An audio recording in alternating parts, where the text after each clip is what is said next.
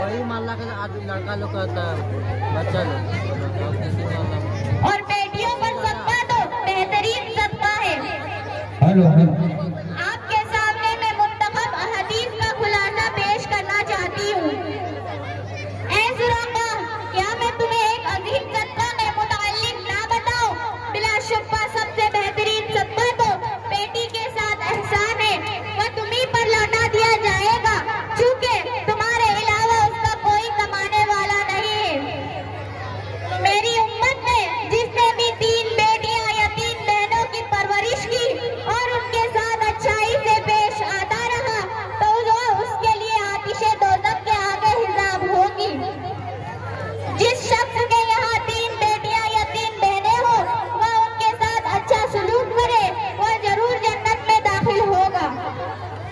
जिस शख्स की 3 बेटियां हो, वह उन पर सब्र करे और अपनी वसीयत के मुताबिक उसे खिलाता पिलाता रहे और कपड़ा देता रहे।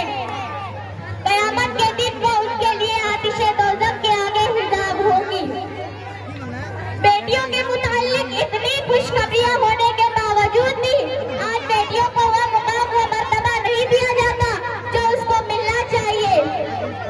अगर ज़माना जाहिलियत में शकावत कल्बी का मुजाहिदा करते हुए बाप अपनी बेटी को जिंदा दर दौर कर दिया करता था, तो आज का दौर भी लड़कियों के लिए कोई खुशी का दौर नहीं है। आज भी लड़कियों पर जुल्म और सितम के पहाड़ तोड़े जाते हैं।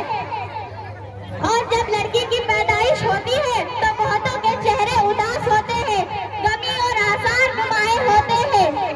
अखबार में कह रहा इस तरह की खबरें शाई होती रहती है कि फला इलाके में कचरे के डब्बे से मुर्दा बच्ची की लाश बरामद हुई है, जबकि जनीन की तहकीक करना भी कानूनन जुर्म है, मगर इसके बावजूद भी कसरत से ये रायत है और लोग कब्ल अज़ वलादत ही जनीन की जंस की डॉक्टरी चेकअप के जरिए मालूम कराते हैं। और लड़की होने की सूरत में उसको बसा औकात रहमे मादम में ही मार डाला जाता है। तो क्या यह हवा की बेटियों पर जुल्म नहीं है? क्या इंसानियत के लिए बाइसे तकवार नहीं है? और जब लड़की होती